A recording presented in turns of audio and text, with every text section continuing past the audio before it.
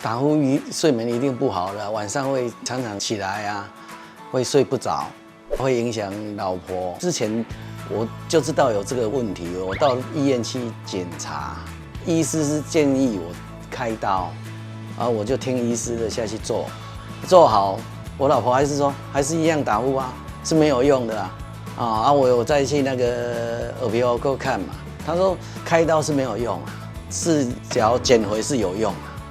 因为脖子太胖了会压到那个气管。后来是遇到许医师，许医师跟我讲有那个养生牙套，我戴了到8个多月嘛，效果是蛮不错的啦。